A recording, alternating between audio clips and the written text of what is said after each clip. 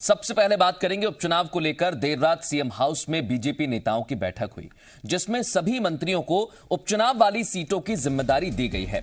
बैठक के बाद मंत्री गोपाल भार्गव ने कहा कि उपचुनाव को लेकर रणनीति बनाई गई है।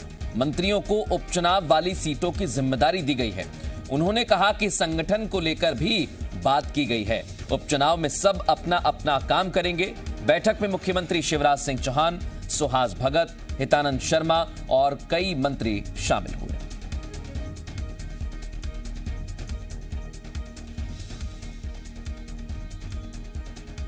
चर्चा क्या होगी? अपने अपने मंत्रियों को अपनी अपनी जिम्मेवारी, अपने अपने विभाग का काम देखो, सरकार की योजनाएं पहुंचाओ जन जन तक।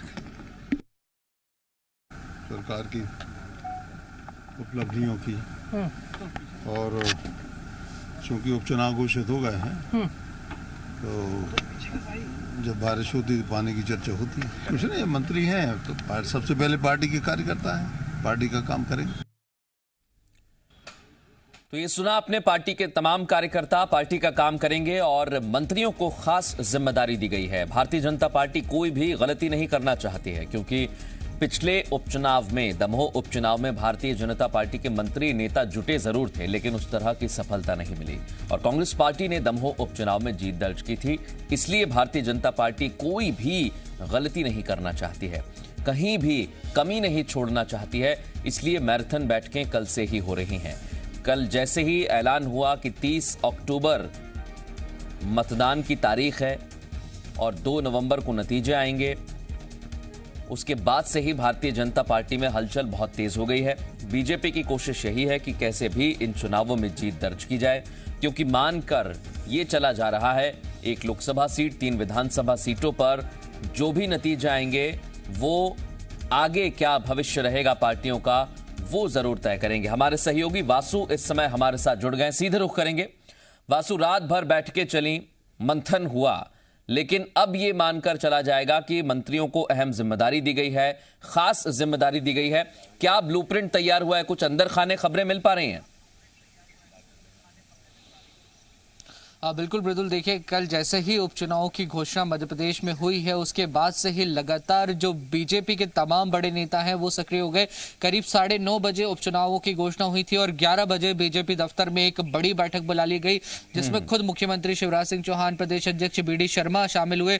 दोनों ही नेताओं के बीच सबसे पहले बंद कमरे में एक मुलाकात हुई, जिसके बाद प्रकोष्ठों की और मोर्चा की बैठक ली गई। जातीय समीकरण, स्थानीय समीकरणों को लेकर विशेष तौर पर इस बैठक के दौरान चर्चा हुई और तमाम जो प्रकोष्ठ हैं बीजेपी के, उनको अलग अलग जिम्मेदारी दी गई है। यानी कि जिस वर्ग से संबंधित प्रकोष्ठ है, चाहे वकीलों के हों, स्टूडेंट्स के हों, चिकित्सकों के हों, समाज के अलग अलग वर्गों के जो प्रकोष्ठ हैं उनको साधने की जिम्मेदारी उन प्रकोष्ठों को दी गई है कि आप जिस वर्ग का नेतृत्व कर रहे हैं, जिसकी जिम्मेदारी आपको दी गई है, उसका वोट जो है वो बीजेपी के पास आना चाहिए। उसका आप रोड मैप तैयार करिए कि किस तरीके से प्लानिंग करेंगे और जमीनी स्तर पर काम करेंगे। इसके बाद बिल्कुल देर शाम मुख्यमंत्री शिवराज सिंह चौहान के निवास पर, सीएम हाउस पर, श्यामला हिल्स पर एक बैठक बुलाई जाती है, जिसमें प्रदेश अध्यक्ष BD शर्मा शामिल होते हैं। इसके साथ ही कुछ इंपॉर्टेंट जो मिनिस्टर्स हैं मध्य प्रदेश सरकार के, जिसमें नाम आता है गोपाल भार्गव का, मोहन यादव का, विश्वास सारंग का। ये तमाम लोग मुख्यमंत्री शिवराज सिंह चौहान के साथ मंथन करते हैं और जो रणनीति है, जो रोड मैप है वो बनाया जाता है, वो तय किया जाता है। और अगर सूत्रों की माने तो जो बैठक हुई है उसमें मुख्यमंत्री शिवराज सिंह चौहान ने स्पष्ट रूप से ये निर्देश दिए हैं कि 4 जो सीट्स हैं जहां पर उपचुनाव होने हैं, जिसमें खंडवा लोकसभा की सीट शामिल है, इसके अलावा रेगांव, जोवट और पृथ्वीपुर की जो विधानसभा सीट्स हैं, वहां की जो लोगों की समस्याएं हैं, जो स्थानीय जो मुद्दे हैं, उनका सबसे पहले अध्ययन किया जाएगा और उन समस्याओं को, उन परेशानियों को किस तरह से दूर किया जाए, उसको लेकर एक पूरा खाका, एक पूरा ब्लूप्रिंट तैयार किया जाएगा और उन तमाम चीजों को लेकर फिर बीजेपी के जो नेता हैं वो जमीनी स्तर पर पहुंचेंगे और जनता से संवाद स्थापित करेंगे। जिस तरीके से आप बता रहे हैं लगातार बैठकें हो रही हैं, भारतीय जनता पार्टी जीत का कोई फॉर्मूला जरूर तलाश रही होगी, क्योंकि अभी तक अगर देखा जाए तो दमोह उपचुनाव के बाद पार्टी की कोशिश यही है कि किसी भी सीट को गंवाया नहीं जाए, चाहे वो विधानसभा की हो या 1 लोकसभा की हो। बिल्कुल ठीक कहा मृदुल आपने। देखिए, और जो ये उपचुनाव होने जा रहे हैं इसमें दोनों ही पार्टीज जो हैं वो 50-50 हैं। किसी भी दल का जो पलड़ा भारी है हम ऐसा नहीं कह सकते, क्योंकि अगर 2 सीट की हम बात करें, खंडवा की और रेगांव की, ये 2 सीट बीजेपी के पास थी पहले, और पृथ्वीपुर सीट और जोबट सीट ये सीट्स कांग्रेस के पास थी। अब बीजेपी दावा ये कर रही है कि हम 2 सीट तो अपनी बचाएंगे और 2 सीट जो कांग्रेस के पास थी उस पर भी जीत दर्ज करेंगे। तो बीजेपी के जो नेता हैं वो इन चुनावों को स्थानीय स्तर पर लड़ने के लिए ज्यादा कोशिश कर रहे हैं, और इसमें विशेष तौर पर जातीय समीकरणों का बेहद ध्यान रखा जा रहा है।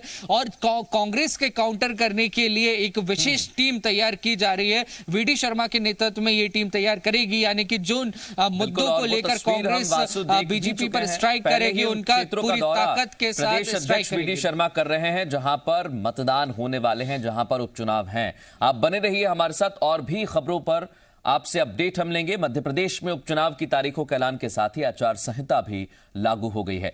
ऐसे में कल राज्य चुनाव आयोग ने चुनाव प्रचार के लिए गाइडलाइन भी जारी कर दी, जिसके तहत अब कोविड प्रोटोकॉल में चुनाव प्रचार, चुनाव प्रक्रिया, सभा और मतदान होंगे।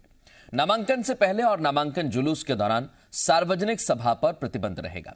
रिटर्निंग अधिकारी कार्यालय के 100 मीटर के दायरे में सिर्फ 3 गाड़ियों की अनुमति होगी, जबकि नामांकन के लिए जुलूस की अनुमति नहीं होगी। वहीं चुनावी सभा के निर्देश के तहत इंडोर होने वाली सभाओं में 200 लोग या 30% की अनुमति होगी। वहीं मैदान में होने वाली सभाओं में 50% क्षमता की अनुमति होगी। रैलियों के लिए केवल उन्हीं मैदानों का उपयोग किया जाएगा जिन्हें पूरी तरह से घेरा या बैरिकेड लगाए जा सकते हैं।